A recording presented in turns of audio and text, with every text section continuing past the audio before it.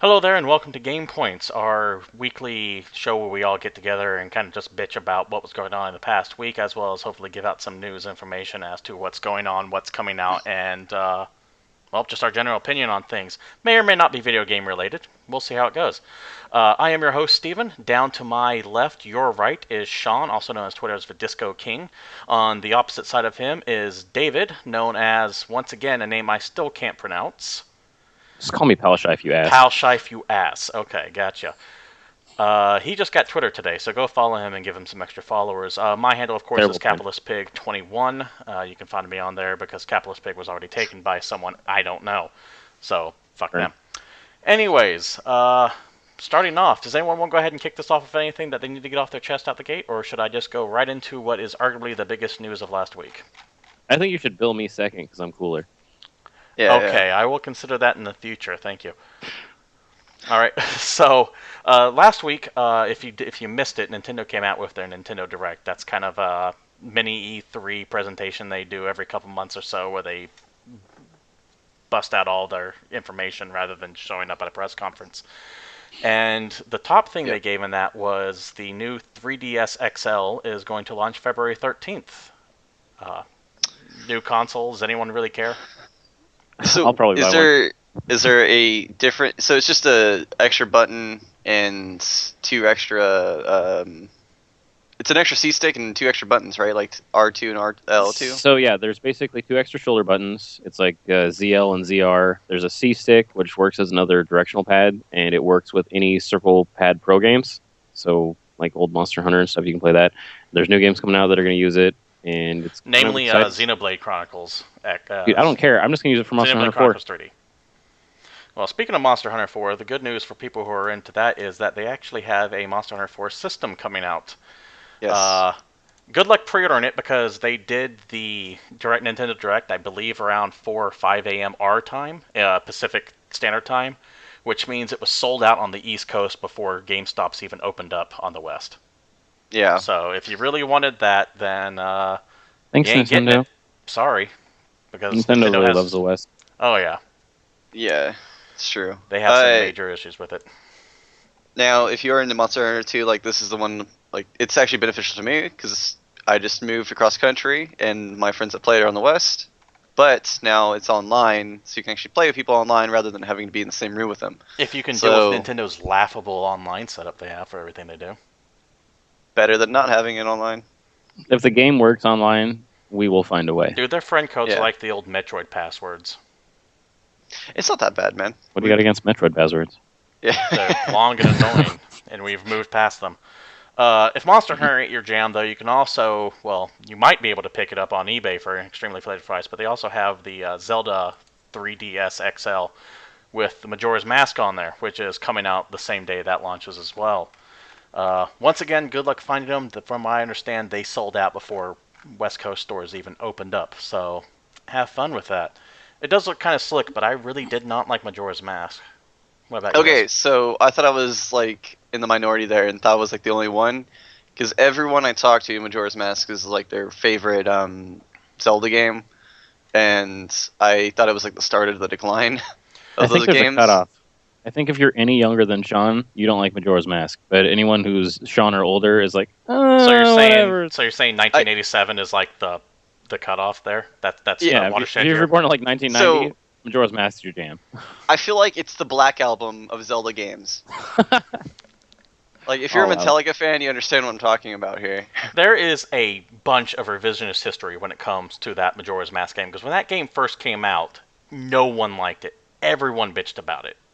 And now I feel it's like the hipster thing to say, oh, I like Majora's Mask.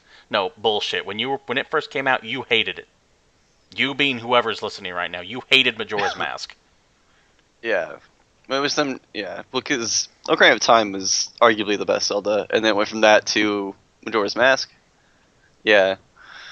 Now, I will admit, it was definitely a darker storyline, has a lot of cool things to it. I tried it, I couldn't get into it. I was just like, nope, done. Yeah, I actually thought Wind Waker was better. The greatest Zelda game of all time. So suck it. Something that made me happy was that a new Fire Emblem was announced during this Nintendo Direct as well. Now, I'm a Fire Emblem fan. I don't know about the rest of you guys. Oh, yeah, that made me rock hard. Yeah, we both played it. And if you didn't use Donald on Awakening, you're a sucker. Oh, dude, Donald's is my jam. Yeah. He wore a tin pot on his head. Yeah. Straight use that dude to solo the final 2 levels. That's all you need is Donald. Donald's love. Donald's love. You have to excuse me, there was a little bit of a technical glitch there where the video that was supposed to start playing right now decided not to, so I look like an ass as I'm like trying to figure out what the hell's going on. Yeah, you do. Oh, yeah, this is the shiny. I like this. Oh, there it is. Well, this is all seat of your pants, all live, so if you don't like it, too bad. Look at that. See, like, we're moving on up in this podcast. We got, like, clips and highlights now. Look at that gameplay. You'll be surprised how much I had to learn to be able to get this to work when it works. But the point is, Fire Emblem. I'm excited for it. I like strategy RPGs. I've always had a soft spot for the Fire Emblem series. I thought Awakening was fantastic, and I'm really hoping that this one turns out pretty well. Absolutely. I'm excited for it. I don't have a release date for it yet, nor is there any subtitle. Right now it's just called A New Fire Emblem, which they could call it because they call it a new Mario Brothers, for God's sake. They also are calling it the new 3DS, so it's like, get your new Fire Emblem on your new 3DS, coming with new bullshit. So, do we know if... It's ridiculous. Do you know where the timeline this one's going to take place compared to the other ones? No, I don't even know if they're all related to each other in that way. I know that, like, Awakening had a real time... Are they all in the same world, the same universe? They're same universe. See, I didn't know that, but... From what I'm aware, it's same universe. Oh, well, there you go then. I have no idea then. I thought it was kind of like a Final Fantasy thing where there were reoccurring themes. Well, because there's always like the Marth timeline and references to Marth, which is like the Great King, and like I guess it's just like it's like the Zelda thing. In there. That's right. It's like the Zelda thing where I believe it's like it's a timeline, but none of the characters actually know about it. I'm thinking more like Descendants. It's like, he's the great hero Marth from back in the day, and this is the stuff that we do now, and blah blah blah. Yeah. It's fun. I don't care. Gameplay is king. I think of it timeline wise like the Suikoden franchise. See, the Suikoden, they are all tied directly together. Correct. But there's like time that happens between all those games. Couple hundred years so between the main character from 3 has no idea who the main character from 2 was, even though all the stuff that happened in 2 still applied. Right. Other big news from the Nintendo Direct. Moving on here. A couple release dates. Kirby and the Rainbow Curse for Wii U is coming out February 20th. Mario Party 10 comes out March 20th, and because we need more, another wave of amiibos are coming out March 20th as well. Do either one of you two even know what the hell an amiibo is? Like, I do. It's kind of like a Skylander. For people it's exactly like a Skylander, but Nintendo does it. But I've never messed around with them. Yeah. Okay, so actually, the other thing with the new 3DS is it has an amiibo reader. So if you get amiibos, or you like that kind of stuff, you can actually throw your amiibo on there, and it'll read it, and it'll do stuff for certain games. Like sounds like an AR card thing almost, like when they had those cards that came out. Basically that. I know if you know about the Codename Steam game that's coming out for the new 3DS. I do not. So Codename Steam is kind of like a turn-based action RPG. Think of a la Valkyria Chronicles. Yep. Is what it looks like to me. So it looks kind of cool. But it has amiibo support, so you can actually take the Fire Emblem amiibos, throw it on your 3DS, and then it'll load that character into your party in this other game. So that's kind of their whole thing. I want to take a closer look at it before I say if that's going on. It seems really gimmicky to me, and Nintendo hasn't been too... Dude, it's Nintendo. They're good super on the gimmicks. Yeah. Do you not use your Wii Fit board? I mean, is that me? God, I hated those things. I thought everybody did that still. Work on that chin. Yeah, I got to. Mm-hmm. But yeah, that more or less sums up all the really big stuff out of the Nintendo Direct. There's a bunch of other stuff that came out, but honestly, those are the ones that caught my attention out the gate. Oh, actually, there was one hilarious thing about the new 3DS. If you're excited about getting a new 3DS, it does not come with an AC adapter. Oh, that's right. I wanted to mention that. Yeah. $199, no way to charge it. Yeah. You get to play it that one time when you open the box, and then you're done. That's all you get. When did Nintendo turn into Apple? Yeah, that's such bullshit, isn't it? I think they assume that anyone who's getting it is just upgrading from their former model. I don't care. I spent $200. Let's say this is the first time I'm going into it. I spent $200. John Q. Public isn't going to be like on top of their game when it comes to that. They're going to fucking buy this, and then they're going to open it up, and they're going to have no way to charge it. It's going to be genius. You know how much more money they're going to make just selling AC adapters? As a bunch of parents buy new 3DSs for their kids for whatever birthday, holiday, what have you, and then realize that they can't charge it, and Mommy, Daddy, I need a charger, and then have to go buy one all for $40. it's going to do is piss people off. Oh yeah. It's a bad decision. I don't know why they did it. I'd rather them charge $220 and fucking put an adapter in there. Anyways, enough with Nintendo and their weird archaic business practices. We're gonna go ahead and move on to Destiny, the game that everyone hates on, but everyone still plays as well. Yep. Uh, I've never seen a game get so much hate, but yet have so many people still play it. I never understood that. It's like, stop playing it if you don't like it. And some people have, but a lot of them like to bitch and still play. So, anyways, there's been a lot of information coming out about Bungie's plans for Destiny, and earlier this week on Reddit, a 4chan user by the name of Matt W. Gordon was able to go to a bunch of data mining sites rather, and find a bunch of information on the upcoming expansion House of Wolves. And in there, he was able to compile essentially a massive picture of all the weapons and armor Yeah. and stuff coming out. But of most important is the new content. And it looks like they're going to be 3 story missions, much like the previous expansion: a new strike and a new raid. All dealing with the House of Wolves, which, if you keep up with Destiny lore, is the house that's allied with the Queen out beyond the Rift. And apparently they go Yes. traitor. I didn't even know that game had a storyline. Most people don't. Yeah, it actually does. And it's actually a very intriguing storyline that kind of there's 4 or 5 different main plots that kind of end in the first one. I haven't had the availability to play the Dark Below yet, but I want to. I'll probably be getting into that sometime in the coming few weeks. I know Steven has already. I actually have a ton of fun with Destiny. I thought it was a great first-person shooter and a decent MMO. I think that's the big thing is people were like, oh, this this company that created one of the best multiplayer shooters ever is making a new game. Let's buy this game and bro out to it like Call of Duty, and they didn't get it, and they were confused at first, and then they started liking it. Go ahead. Okay, go ahead. I'm going to disagree with you a little bit on that. It has a great story. It has a great lore, but the story in the game itself is mediocre. But the problem is they put all this lore behind their website, and you have to go physically actually get out of the game to a website or app to look it up. That's dumb. Give me an encyclopedia or something on there. Yeah. There's the way they handle that with the grimoire is still really dumb and stupid to me. I don't get it. Yeah, they Final Fantasy 13 does there. Where it has this awesome backstory, this very in-depth and rich plot there, or I don't even want to say plot, but all the groundwork is there, but they lay no buildings on top of it. Remember when games would tell you the story while you were playing it? Crazy. Yeah. But anyways, with the Destiny leak, the 3 missions, there's Gone to Ground, Wolf Harvest, and the Terminus. I would expect them to be just like they were in the Dark Below. Is that what the new ones? Yeah, Dark Below. Yes. You have a new strike called Traitor's Catch, and then you have the Arena, which actually looks like to be taking place in the Reef. So that's going to be kind of a brand new area, so that's cool. It's even got the Queen's logo on that. That's the first thing I noticed. It does have the Queen's logo on there, doesn't it? Mm-hmm. Which the Queen was actually my favorite character from the game so far. So yeah, no, I like her. Just wish there was more of everything story related in that rather than the little bits they give us. This will be followed up. This expansion will be followed up by what looks to be an on-disc, an actual retail DLC codenamed Comet.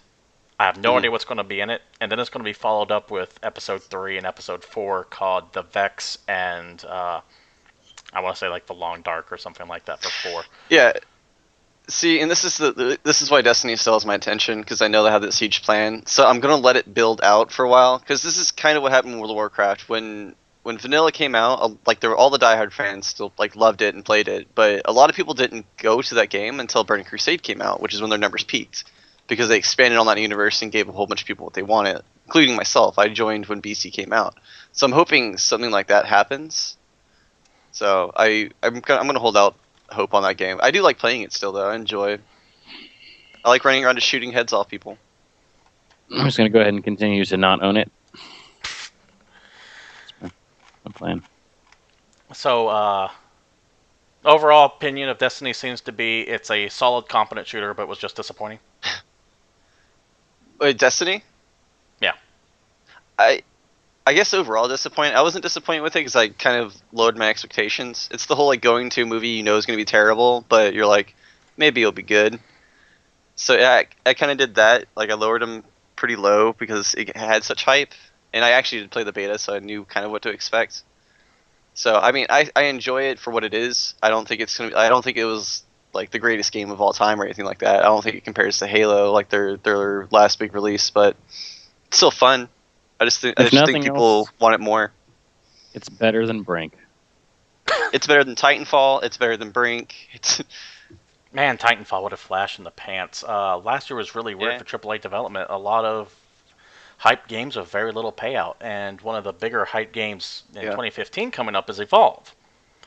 Now, if you don't know what Evolve is, it's made by Total Rock Studios. These are the same guys that did Left 4 Dead. And it's a I can't talk all of a sudden. Asymmetrical co-op, 1-on-4. Essentially 4 hunters and 1 giant monster that can bust you all up. Well, one thing that I don't like, and I think David is about to go off on a rant on this, is how AAA development seems to be just pushing out and pushing out and pushing out all this DLC. It's like buy $80 worth of crap before the games even come out, not including the cost of the game.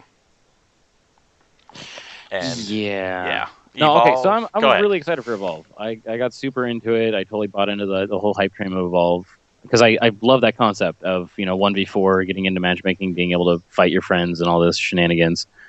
But they're doing the same AAA nonsense that Activision and EA have been doing for the last 2 or 3 years, where it's, okay, so you can buy the game for $60, and you get your 3 monsters, and you get the 8 hunters, and yeah, there you go, have fun with Evolve. Or you can pay $80, and you get 4 extra hunters, and 3 more monsters, and all this other stuff, and it's ridiculous. So is there even a way to get the other hunters and monsters if you get like the lower version of the game? As far as I know right now, I'm sure no. they'll charge. I believe they're all limited, not limited, timed exclusives. So after a couple months, you'll be able to. But right now, from my count, you have the base game, which is $60, and if you pre-order that, you get a 3rd monster and 4 extra hunters if you get the Xbox version. Mm-hmm. In addition, just general pre-ordering it gets you a monster and an extra skin. Then you got the $80 version, which comes with another 4 classes and then 3 monster skins. And then you have the $100 PC exclusive one, which comes with a 5th monster, 2 playable hunter classes, and 4 monster skins that'll be exclusive for 30 days. Now, by my count, that means before the game is even released yet, you have 3 monsters, 10 hunters, 8 skins. And this isn't even counting all the independent retailer offers they might have, because GameStop will have its own exclusive skin or hunter, Target will have its own, Best Buy will have its own. Have we gotten to the point of ridiculousness with DLC? Well, if you remember Watch Dogs and all the DLC shenanigans from that game, and how there was, 16 different editions it ended up being? Well, Watch Dogs had a fucking spreadsheet to keep track of it all, and that's not a joke. There was a thing going around where it was this massive picture of if you buy it at Target, you get this, and this. If you buy it at Best Buy, this, and this. And it was insane. In order to get everything, you had to buy like 5 different copies from 5 different retailers, and most of them were the Legendary Premium Edition. It was ridiculous. I don't mind DLC if a few things line up. One, it's not same-day DLC. I hate same-day DLC. Just put it on the damn disc. There's no reason for you to do that to your fans, people buying the game. Don't make them buy the game and then the same day turn around and do like a download. Looking at you, Massive Effect. And I have other games since then. But 2, if everyone can get the DLC eventually, I'm okay with it. Like this kind of stuff anyways, like the pre-order stuff, if like other people can eventually get it, or if it's not items that break the game. But like getting monsters and stuff like that, that's kind of game breaking, because we played the demo for it. Me and David were able to get into the beta and play it, and there's some monsters that are just completely broken, and if that's going to happen in the DLC, that game's going to be completely boring for the people who only play $60 for the first few months, and they will not come back. Mm-hmm. Well, I take issue with the fact that I don't even have the game in my hands yet. I haven't even spent $60 on the game yet, and they're already trying to milk another $60, $80, $100 out of me, and it's like, Christ, give me the goddamn game. That's all I want. I just want the game. And then at this point in time, people aren't even making a base game. Yeah. Like, they're making the base of a base game, and you get this, and it's, here's the foundation of our game. Here's all of our code that we made in, like, a demo level. You're paying $60 for a couple demos. is how Yep. they're trying to build up everything right now. Not only And then you have that, to pay an extra $20 for content, and then more money for more content. I don't even understand how it's a viable business practice, but people keep buying stuff. It's not only ridiculous. that, but mark my words, with the way AAA production was last year, where every single title it felt like had major issues at launch, if Evolve has bugs, server crashes, glitches, and issues, think of how pissed off you should rightfully be that they spent all this time creating stuff for this extra shit you can buy while not hammering out stuff. And it's going to come with like a 5 gig day one patch to fix all the Yeah. problems. When did we suddenly decide it was all right to buy shit broken and not get refunds on it? When people released it and everybody bought it. Fair enough. Yep. It comes back to AAA titles are shoved out, and regardless of how shitty they are day one, people are still going to buy them. Want to know why? Because they paid $80 for a pre-order that they're not getting that money back. Yep. Because they got all hopped up into the hype and they bought all these crazy exclusive things from whatever their favorite retailer is, and then they're stuck with this game that's broken. But it's cool, it's broken, but I look different because I'm wearing a fancy hat. Like, it's ridiculous. Well, what also pisses me off is that this is the only consumable product. This is the only product that can be purchased that can't be returned if it's fucking broken. Mm-hmm. Well, because at this point we're buying games that aren't even done. Yeah. As an industry.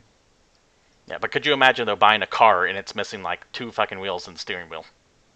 Okay, can you imagine paying an auto manufacturer a bunch of money for the prospect of them building you a car, and then somewhere around the time they have 2 of the doors on, no wheels, and half a motor, they decide, well, it's good enough, you can have this.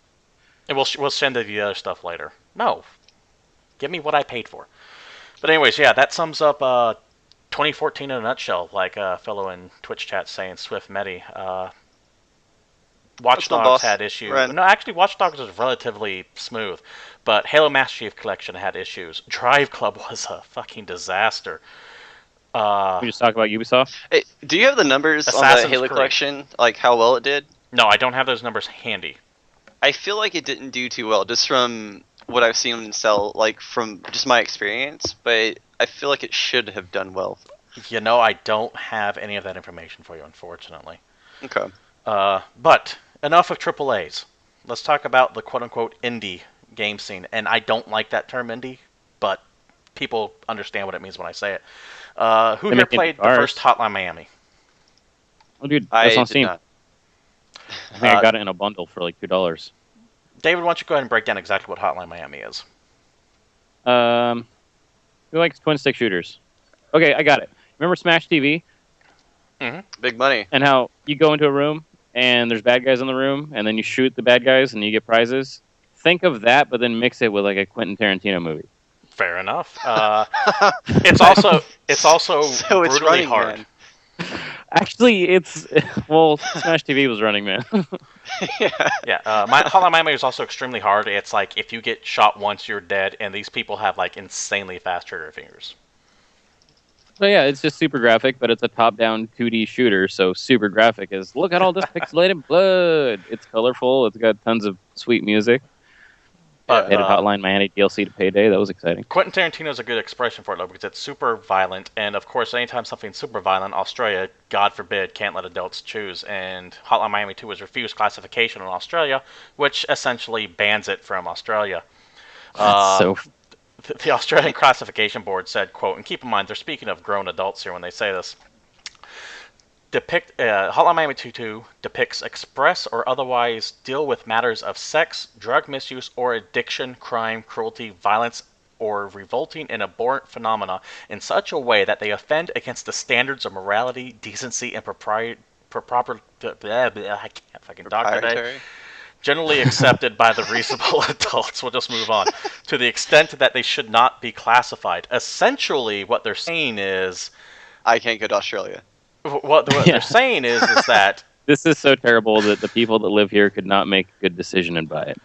Yeah. If what we they're saying expose is... our citizens to this. What they're saying is that if you enjoy this game, you're clearly not an adult. Because these guidelines are accepted by adults. Yeah. Bullshit. So there's actually a scene from the game that was showed in their breakdown when they're shown to the rating board that kind of got them into this classification, because it starts with like some brute guy And keep in mind, this is all still top-down 2D, super pixelated looking. But it's a brute guy, like, murdering people and then, like, pseudo-raping some girl. And it's, like, this whole horrific thing because there's murder and all this. But then you see a director in the corner yelling, cut. And he's like, hey, brute, I think you could be more violent. Hey, girl, I think you need to be more, like, scared and react this way, and da-da-da. And it's supposed to be kind of like a tongue-in-cheek, like, this It's is a what movie happens set when we film. jump They're the shark. filming a movie. Yes.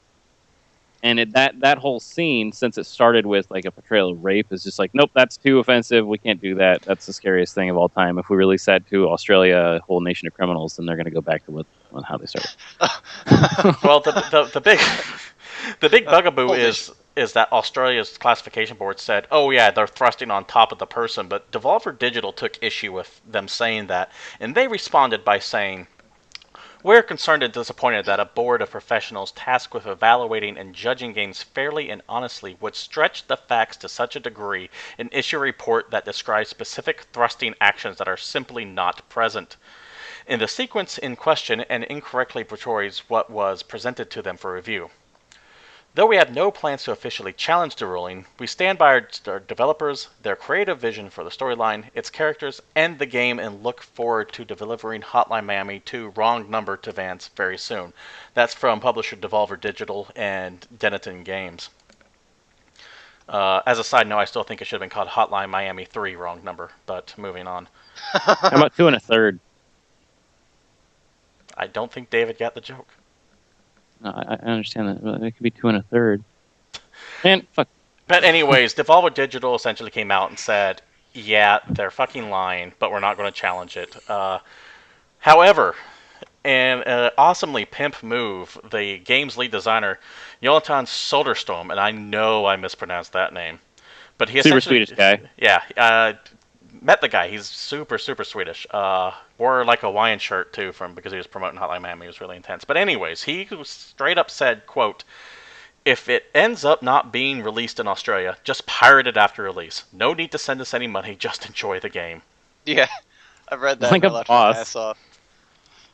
Yeah, so... Don't even care. Australia, you have carte blanche from the actual lead designer of the game to just pirate away, because your country's rating system blows. Yeah. They get nothing fun, and everything there is super expensive. Yeah. Doesn't even make any Except sense. anti-venom. Speaking of Relatively cheap. Speaking of super expensive, did you see that statue that Blizzard was sending out? There are people that have subscribed to World of Warcraft for 10 years straight. Oh, that super ridiculous, yeah. phenomenal thing? Yeah, it's a 12-inch mock-up of the massive statue that Blizzard has in front of their studios in Irvine, California. And if you were subscribed to World of Warcraft straight since the beginning, they just sent these out for free to everyone. And I thought that was cool. But that is really cool. That is cool. I like Blizzard.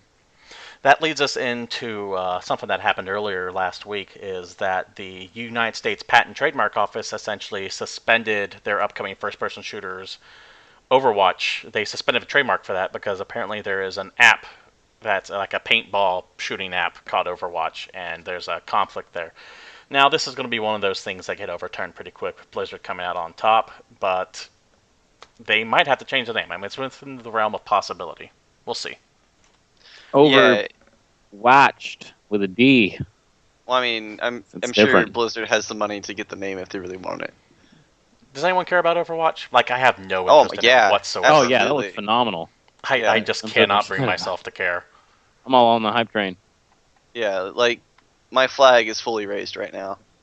I'm just saying, Blizzard is Means I'm making erect. their own version of Team Fortress 2. Yeah, it is Team Fortress 2, but Team Fortress 2 is one of like the best games ever. So, Which, by the way, if you're making a game, see, pay attention to how this game's coming out, because the game, no DLC, starts with 12 classes, and they're adding stuff on later. Yeah, I mean, they could announce that after the game. After plus, it had a they can launch announce all trailer kinds that of was like DLC stuff, Pixar quality. Oh yeah, dude, that launch trailer was balls. Like, that shit was amazing. By balls, I mean Balls good. in a good way. Yeah.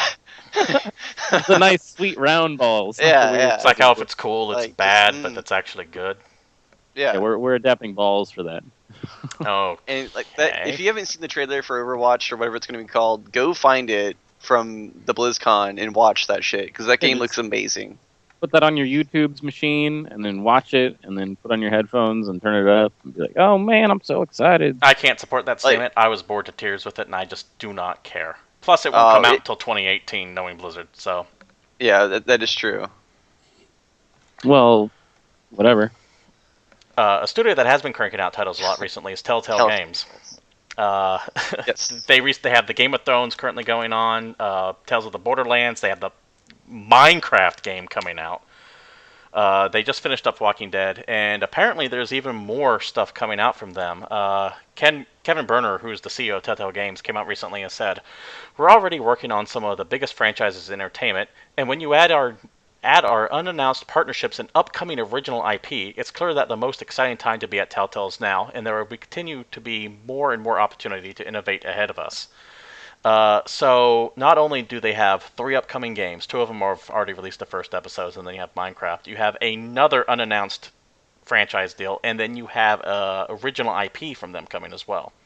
Now, the original IP could be anything, but what do you guys think this unannounced franchise deal they have worked out is? My theory, Mad Max.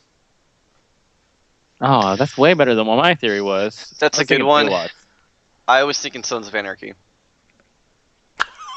Telltale, the Sons of Anarchy Telltale game. That shit would be so cool. Oh, I don't even know how that would go. I don't know, because they do Game of Thrones too, right? Or is they are doing Game of Thrones. Yeah, so they already dabble, because they have AMC, they have HBO, and now they can do FX. Yeah, I guess. And I have Telltale Games Married with Children. I just didn't just like say that for no reason. What about you, David? Did you have an idea of what this might be? So far, I've said Baywatch and Married with Children, so no, I don't. Oh, I would love to play a Married with Children Telltale game. Oh my god! Yeah, press X to slam. All you would do is put your hand in your pants.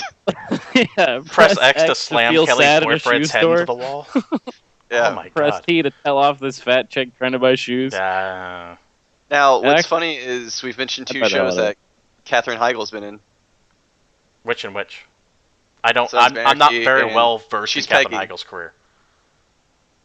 Oh, not Katherine Heigl. Siegel. Yeah, oh, you mean Katie Seagal? Yes. Okay. Fuck Katherine Heigl, by the way. But Siegel. No, yes. Don't. That's how you make more of them. That's But anyways, some other ideas I was thinking about. Mad Max makes sense to me because with the movie coming out, but I would also love to see like a Terminator. Could you imagine a Telltale Games where you're like Kyle Reese in the future? Or part of the TechCom Commandos? Yeah, and it not suck. Yeah. Or Dresden Files. Oh, see, Dresden Files would be baller. I really wish they would do some. That doesn't have like an active show. I mean, it has books, obviously, and there's neither did The Wolf Among Us. There's clearly a following for that, but it's not nearly the numbers as like Walking Dead has right now, or Game of Thrones has right now. So obviously, it's got to be something that's big and current. Would be my theory. I would argue that Dresden Files has a bigger following than Fables did when they made The Wolf Among Us. So they are willing to branch out. Honorable mention: Fallout. I would play that. A Telltale Fallout game. I'd play that hard. I'd play that deep. But yeah, so more Telltale coming. Clearly, they ain't slowing down anytime soon. I got no way to segue into this, so I'm just going to say it. Sid Meier's Starships was announced. Yeah, that's a good segue, though. To be fair, I have no segue, so suck on this. Okay, so for the record, the next time you need to do that, you say, hey, what are those things called where you just lean on them and then you move forward? Segway? A segue? Let's talk about that. Sid Meier's Starships has been announced. Break this down first, David. You seem to be the one that had an interest in this. Okay, well, Sid Meier's that guy that you know of that's super famous, that made all kinds of other famous things, and he's making Starships, and the interesting about Starships is it's actually based on the 2X and Firaxis Games Galactic Civilization, like the new Civilization Beyond Earth that just came out. Yeah, it's supposed to be set in the same universe. Yeah, it's not only set in the same universe, but there's talks of him working directly with that company to not only put it in the same universe because he really likes it, but you can actually take your play from Civilization Beyond Earth and take your save into Sid Meier's Starship. Well, you realize that Beyond Earth is fully titled Sid Meier's Civilization Beyond Earth, right? Yep. No, dude, I don't read. So it's the same guy is attached to both projects. You do realize that, but he's making a completely separate add-on that is not just another Civilization game. Because anytime a new Civilization comes out, we have 50,000 expansion packs to Civilization, which I don't have any problem with because I love Civilization. But they're all just, a little bit more content, a little bit more content. Mhm. This is like a real-time strategy space simulation. Oh, is it real time? Yeah, so it's a completely unrelated game type from what I saw. Although See, it was just announced, and I've seen one trailer, so I could be totally wrong. So it's gonna be like Homeworld. I got some Homeworld news, by the way. Not much, but some. Aw. My brief look at Civilization, not Civilization, Sid Meier's Starships is, it just looked like Civilization in space to me, which I'm fine with, but I didn't see anything that caught my eye. However, one thing I noticed is that they did mention there could be some cross-play between that and Beyond Earth. So you can take stuff that happens Beyond Earth and put it in your Starships game, or Spaceships, or what is it? Starships. So we'll see if that's good or not. Anything else you want to throw in there, David, before we move on? I like space and space things. Grand Theft Auto 5 on PC is delayed from January 27th to March 24th. Oh man, if I already didn't own it on PS4. Well, here's the thing about it. Wait, I got some news totally on that too. do. Apparently, so online heists are finally coming out to consoles, Yes. what, a year and a half after the game released, and significantly longer after they said they were going to be there? Yeah. Do you play it on online still? Oh yeah. Is there a healthy community on there? There's a ridiculous amount of people that still play that game online. I tried it All you for gotta do is just go look at YouTube clips and Twitch streams of GTA 5, and there's plenty of people that are playing that game right now. Oh yeah. I played it for like 5 minutes, and I was just like, this is just a collection of mini games in a sandbox. I do not care. But yeah, online heists coming to GTA soon, so that's good. More announcement stuff. Pillars of Eternity to launch March 26th. That's Obsidian Entertainment's Kickstarter project. Obsidian Entertainment, a lot of you know as BioWare's Sloppy Second Studio, but they have since come out and actually made, in my opinion, one of the better Fallouts. Fallout New Vegas was fantastic. They also made Alpha Protocol. What did they do recently? Not recently, but they did Knights of the Old Republic too. Yeah, they did Knights of the Republic too. That's But anyways, Pillars of Obsidian Entertainment, for those who don't know, it's made by a bunch of ex-developers from Black Isle Studios. Black Isle Studios is famous for its old classic Baldur's Gate series on PC, and Pillars of Eternity is for the most part a spiritual successor to Baldur's Gate. They were able to raise $3.9 million on Kickstarter, which is about 3 times as much as what they were originally asking for back in 2012. And that game it was like 1.1 mil. Yeah, that game is finally coming out. So I'm looking forward It's to probably that. going to have really good music also. Yeah. Well, if you like the Throwing it out classic RPG stuff too, there's also Torment Tales of Nomura, which is being done by the guys who worked on Planescape Torment. Now, it's not a Planescape game, but it's supposed to be that spiritual successor. So you have a bunch of the old classic computer RPGs coming up. So that's awesome. Selling games. 2014, of course, just wrapped up, and the NPD group finally released numbers for... What? It's 2015. I need to start fixing all my calendars. Oh yeah, you need to get those replaced. But yeah, NPD, they're essentially a marketing research group that keep track of all the numbers of everything that came out. They do more than just video games, but a lot of people use it for video games. And they just released the top 10 best-selling games of 2014. Now keep in mind, this doesn't count any digital distribution.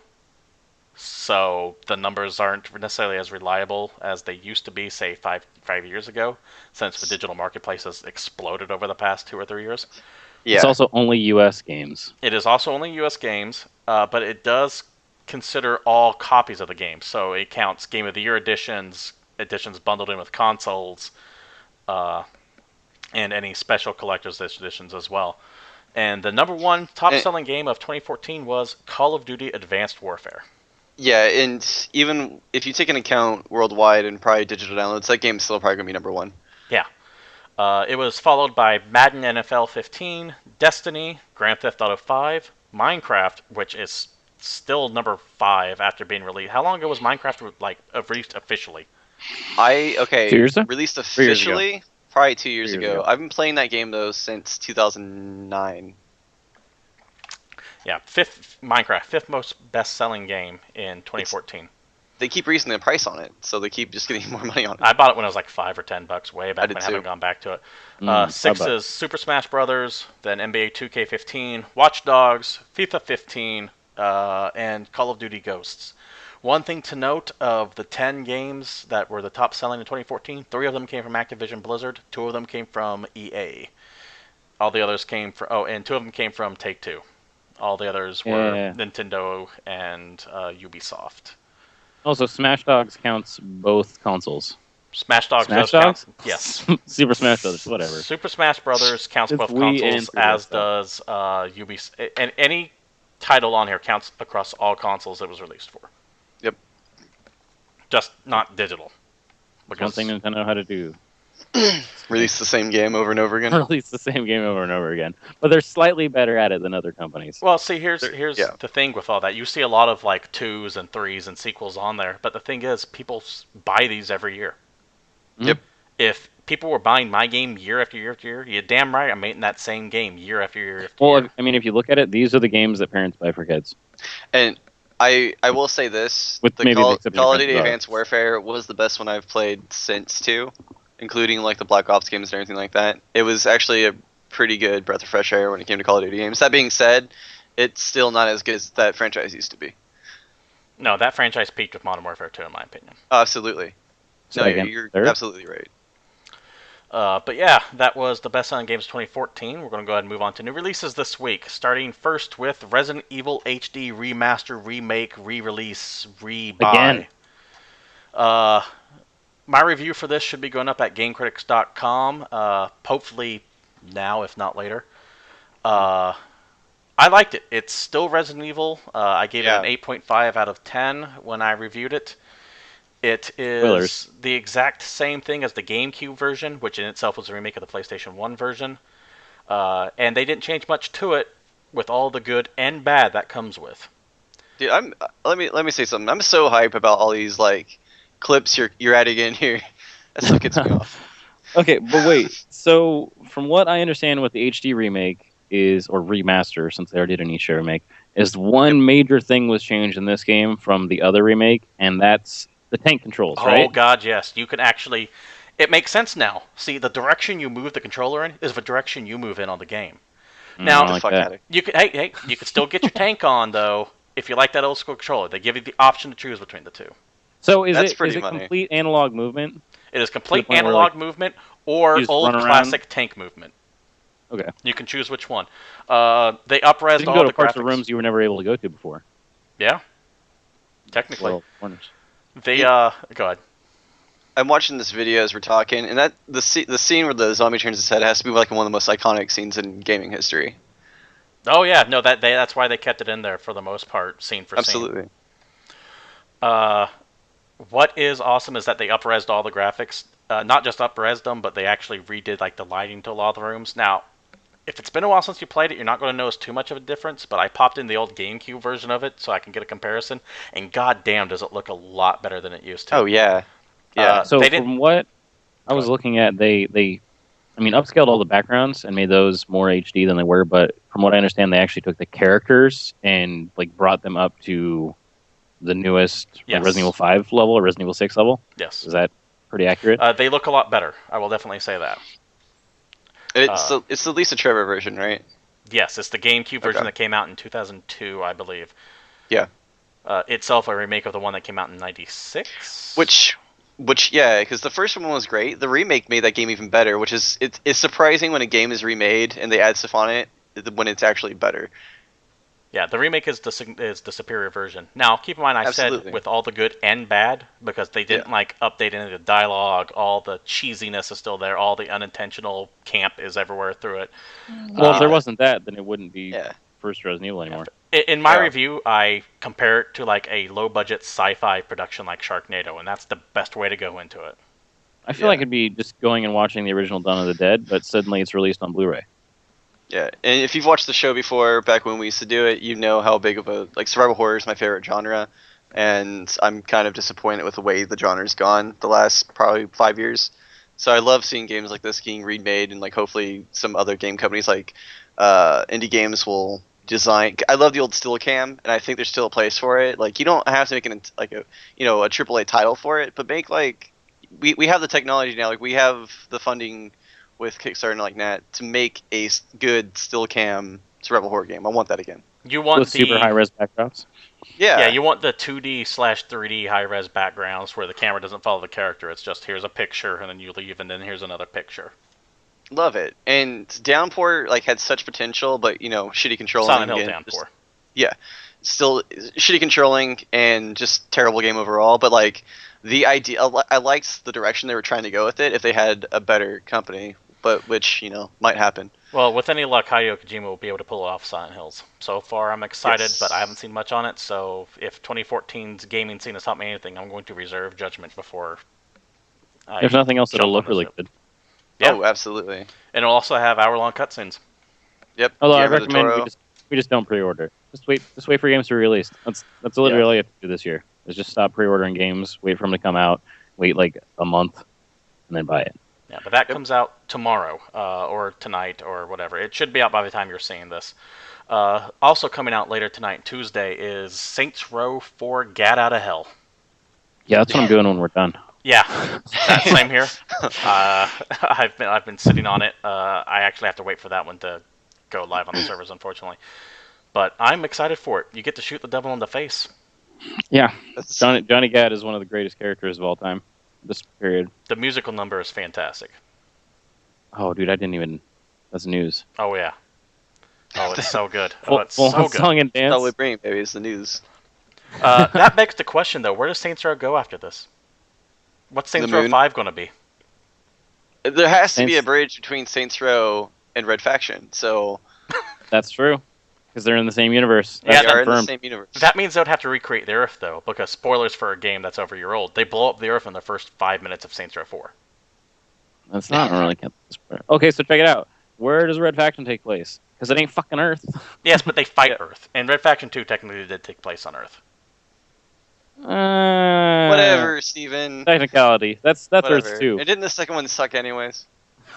No, I like this. I've liked all of them, and I'm glad. Like, it's weird to play because the first one started off like a super serious GTA knockoff. The second one was a little bit more lighthearted, and then after that, like, oh fuck it, we're just gonna go nuts. Yeah, dude. Swift As soon as they had a 6-foot long purple dildo bat, then I was sold. Burt They could Reynolds kill is the God. mayor. That could be their Oh, next damn. move. They shot the devil They in the could, just face. go, they could just go God of War. Just They start could killing just go to deities. heaven.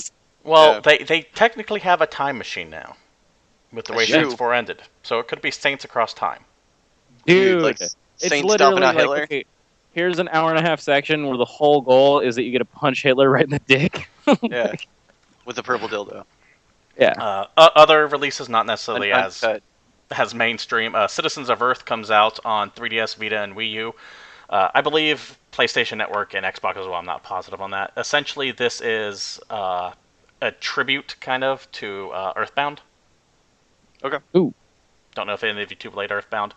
I remember. Mother 4? What was that? I said Mother 4. Is it Mother? No, Mother. Yeah. Well, 'cause I Mother- was 2 and never a 3 fan is of the different, franchise. No, not Earthbound. You also have Grey Goo coming out on PC. My goo. What the hell is Grey So- Goo? Grey Goo is a real-time strategy coming out from the same guys who did Empire at Goo? War, and they worked on Command and Conquer, the Petrovsk games. Oh, that's not at all what I thought it was going to be. I thought you were going to tell me some puzzle game where you move goo around. No, Sounds one of the like- it's a sci-fi RTS. So you have your humans, and then you have these other people that look like weird things. I can't really describe it, but the big draw to it is the third race is the goo, the Grey Goo, and you're essentially a giant blob that spits out units. Yeah, it's actually the name of my porno. It's a knockoff Red Dawn. Found in the elderly section. Rounding out the big releases is Blackguards 2. Strategy game. I had a chance to play it.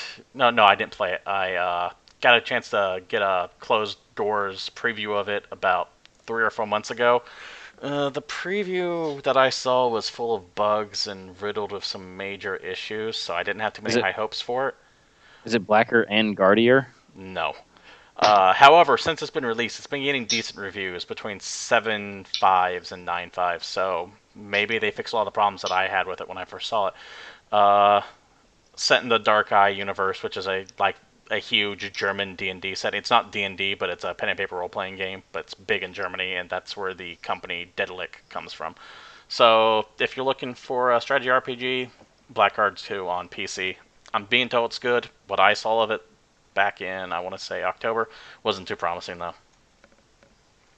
That was the worst review ever. Well, I didn't actually play it. I'm not reviewing it. I'm just giving you my impressions when I saw it. Yeah. That finishes play this game unless you don't think it's good. That finishes up new releases. Sean, you got some esports news for us? Yeah, actually. So, for those of you who are in the now and now with League of Legends, LPL is the Chinese regional, what do you want to call it, league, and LPL started this week, and they played us a ridiculous amount of games. If you want to watch some league, if you're unfamiliar with the Chinese scene, Riot actually just took over all the English podcast, Twitch streams, so you can actually watch everything on Riot Games channel, which actually makes it way more mainstream. So hopefully the West will actually get to see these Eastern teams before Worlds and wonder why the West gets shit on during Worlds. They can actually watch them now. They started this week, and then OGN, which is Korea's league, started 2 weeks ago, and they do 5 sets a week, and they're all best of 3 matches. So they started, and I actually have a few players. If you want to start watching LPL or OGN and you're not familiar with it, if you're new to League, or if you're just new to the Eastern scene at all, I actually have a few players I wrote down that you might want to take a look at, and I'll let you know the teams and how basically those teams are doing. Give me 1 second. So this is where we had to kill time, David, as Sean has to do his homework. Yeah, okay. Basically. No, so I have it right here. I just had the list written down. Basically, in the Korean paper? scene... Yeah, no, on my phone. Oh, you were freaking me out. I thought you were using paper like some kind of savage. No, I have a note for it, baby. All right. We're good. So, a lot of the Korean players, if you don't know, went to China because China just paid them a ridiculous amount of money. Samsung won the World Championship this year, and none of the players are actually still on the team. They all went to China because they all got 7 figures. But if you are still watching OGN, there's a lot of people still left there, including Faker, which if you don't know who Faker is, he's probably the best League of Legends player to ever play the game. That's not an exaggeration, he actually is. So I just want to go through like some top 5 players in Korea right now to watch. I'm not saying they're the best players there, but these guys are the ones you really want to watch if you're new to the league. They're fun to watch. They play different positions. Number 5, I have Wraith. He's the new support for Samsung. He used to be Ice Bear. If you remember playing, if you watched OGN, he used to be Ice Bear, and he used to be Casper on SKT when Pumandu actually took a break. He took his place. I'm sorry, his name is Fu Mandu? Pumandu. Pumandu. Yes. Even better. Yeah, actually, the bot lane was Pumandu and Piglet, and they called them the 100-acre bot lane. I get it. Yeah. Actually, that was pretty funny. Yeah. So, Wraith is the support for Samsung now. He's super flashy with these plays. He's dominant in lane as hell. Like, he just destroys lane. He likes to roam a lot, so he plays weird things like Sejuani bot. He did Syndra bot, and just like, when he picked Syndra bot, it was actually pretty funny because people were like, is he just going to stun people with his combo? The motherfucker will ult tanks to scatter all of his balls down with Syndra, and then scatter the meek and stun everyone. It was actually really intense to watch. At number 4, I have Ganked by Mom, who is the mid laner for Jin Air. He's been around with the scene for about 4 years now, but he's just now getting good, and he's probably the closest person to rival Faker in Korea now, since Dade and Pon both went to China. And they play tomorrow night, I believe, which would be 4 a.m. Eastern. That's Jin Air. Number 3 is Gorilla. Gorilla actually went to Worlds this year. He played for Najin Shields, who went out in the quarters to, I believe, OMG Gaming, who's a Chinese team. He's their support. He kind of brought in the whole Janna meta, so he creates metas in bot lane. He's like the newer Mad Life. If you've been playing League at all, you know who Mad Life is. And number 2, I have the entire CJ Entus team. So CJ Entus is the old Frost teams that went to Season 2 Worlds. It's Faker, Shy, Coco, Ambition, and Space. And these guys have been around since Season 1. They're like old guard. They've been sucking the last few years, but this year they're actually doing phenomenal. They're #1 in Korea right now, so it's really cool to see all these old guards come back. And it's really great to see. But are they #1 in the #1 Korea, which, as we all know, is the North? No, well, debatable right now, to be honest, since all the teams broke up. I feel like that just went unanswered. Well, the problem is they can't practice there because if China unplugs their Wi-Fi, they can't play. They just turn the router off. Yeah. So they changed the Wi-Fi password. It is really cool to see like all these old guard like have a renaissance, especially Mad Life, because for like the first 2 years of League, he was like this kind of shadowy figure that everyone was like. You told stories about this dude while you're eating dinner, like he was that. And you also shout Mad Life at people whenever you do anything cool. Yeah, exactly. Like and he all was chat. like, yeah, like he's like the Kobe of like when you take a shot in basketball, you like yell Kobe. If you do anything in League, you go Mad Life or Faker. Mad Life was like the original god. And then #1, of course, is Faker. Faker is the most dominant mid player to ever play the game. The dude just has. You watch him in slow motion, you don't understand what he's doing. Like it's. I can say that about League of Legends in general. Yeah, if you don't watch League, that is true. But if you do this, it's for kind of people the point who though watch where League, if you're watching Faker, you can't really emulate Faker. No, you can't. Watch. You can't watch Faker become a better player because you don't know what he's faking doing. It. He's miles ahead of you. It's ridiculous how good this kid is, and the great thing about Faker and SKT is a lot of people are like, oh, they must have been around for a long time when they won Worlds. No, that was their 3rd major tournament. That's how good Faker is. He shit on everyone in his 3rd major tournament. So that's the Korean scene. That's OGN. They do play 5 best-of-3 matches a week. They do 1 on Wednesday night, 2 on Friday nights, and 2 on Saturday nights. So go check them out. If there was a game to watch before next Monday, what would it be? If there was a game to watch before next Monday, if you had to watch one game, SKT is always the one you're going to watch because it has Faker. But if for me, like suggesting a game to watch the Jin Air game because it's a lot of raw talent that has so much potential. And I'm pretty sure they play Samsung this week. And Samsung is an incredibly young team. All of them are challenger players because Samsung was like didn't want to get any of their players back for some reason. So they just picked up a whole bunch of people from challenger. Do we have? So they don't mesh well together. Do we have a date for when that? I do not. Happens? I could look it up real quick, but I don't have it on me. All right. Well, keep that one out. I'll have for some that's what we'll keep next week for games to watch. Trouble of my words. So if you were to watch League of Legends anytime this week, it sounds like that should be the game that you need to watch, is the one that takes place later on. Anything else you guys... I just completely lost it. I got distracted looking at the camera and the screen at the same time. It all went to hell. I was going to talk about the Chinese region real quick, too. Okay. Because they're the 2 regions that started early, and they're the ones that most people don't know about, or like don't watch, to be honest. And a lot of the Korean the players winners of the next season are probably going to be from one of these 2 regions. That is true. It's probably going to be China. China's really stacked right now because everyone who was good got paid tons of money to exodus to China, including some North American players, which China don't care. A lot of people don't. Pretty much, dude. They have just a ridiculous amount of money. Now, 5 players to watch in China. Dandy, he's a jungler. He's on Invictus right now. Oh, he was the jungler. He was the jungler for Samsung when they won the championship. This dude is the premier jungler in the world. If you want to learn how to jungle, watch Dandy. He plays on Invictus Gaming, I do believe, right now. The dude's just a beast in the jungle. He's all about team play. He doesn't get a lot of kills. He is like the definition of a perfect jungler. He's a support for top and mid, basically. Number 4 in the mid lane for OMG. It's Cool. This dude is pretty much the Faker of China. He's Didn't not OMG technically release as good. a single in the 80s? If you leave, I won't cry. I won't waste one single day. Oh, that's OMD. Sorry, go on. God damn it. So, anyways, Cool is the mid laner for OMG. Very mechanically skilled. He's been with that team for 3 years now. If you're new to China, go watch him.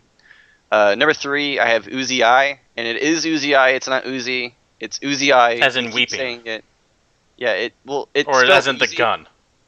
It's like the gun, but he pronounces it Uzi I because he's Chinese. So that is his name. It's Uzi I, not Uzi. and because there's a lot of confusion when they cast him. It's Uzi. He's the ADC from now OMG. He was the ADC for Royal Club, and Royal Club is the only team to ever go to back-to-back World Championships. So this was like this is the biggest leaving of a player in league history so far.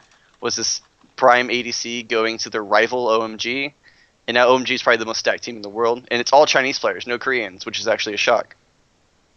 Very mechanically skilled. He's the definition of like mechanics when you yell it in the game. He's like the Vayne player you want to watch, basically. Cool. Number 2 is Namei, which is the other ADC in China. Technically, he's a much better team fighter than Uzi. He's actually won 8 of the last 10 tournaments played in China. He had a very poor performance at Worlds, so a lot of the Westerners are like, oh, Namei sucks. No, he had one bad tournament out of 9 he played last year. He actually won every other one. So he's an ADC for Royal Club, took Uzi's spot actually, so they pretty much just kind of trade it. Nami's actually from EDG, who got deffed from Korea, but that's another story. And then my most favorite player to watch that I think people should watch in China is Going. He's actually a top laner, which is shocking that he's on my list because Going. So China loves their repetition. He's the top laner for OMG. Care. And this dude is like the true carry top laner. He's the last of a dying breed, basically, because top lanes become this tank meta. This dude still carries hard. Like, he's the carry of the team until Uzi showed up. So it's he doesn't really just show up late game and take a tower? No, this dude just destroys lane and junglers. Like, OMG did well in Worlds because of Going. I think they got to the quarters because of he carried their team, basically, because Cool didn't show up. Their AD carry sucked. It wasn't terrible. Their support was kind of more the issue. But with the arrival of Uzi and Going, that team's going to be a lot of fun to watch. So if you're going to watch anyone in LPL, make sure you watch OMG. I have no idea what the hell the last 10 minutes were. Yeah. So, it's true. Yeah, so if you don't know League at all, I'm sure you had the exact same feeling I do, and you just kind of laughed at a couple funny names in there. If you do watch League, I definitely hope that made sense. I know a lot of you people out there do enjoy League quite a bit. I'm going to bone up on it one day, but I not actually tonight. know for a fact about 4 people, like half the people in our chat are big League fans, so... Well, I hope they were very much entertained, and I hope they were also entertained by the podcast. This has been Game Points. Unless you guys have anything else you want to add, I'm going to go ahead and wrap it up. Nah, man. Good. Well, once again, this has been Game Points. We look to get together about every 8 p.m. Pacific Standard Time, Monday nights. Once again, that is Sean down there. You can follow him on Twitter at @thedisco_king. You have David on the other end shooting the bird over at him at Palshife Satori. I'm told that's a MechWarrior reference. I'm very upset that I don't know it. Dude, it's still not MechWarrior. It's still Escape Velocity. Yeah. Whatever. And I am Steven, your host. You can follow me at CapitalistPig21. And this has been Game Points, and we are out of here.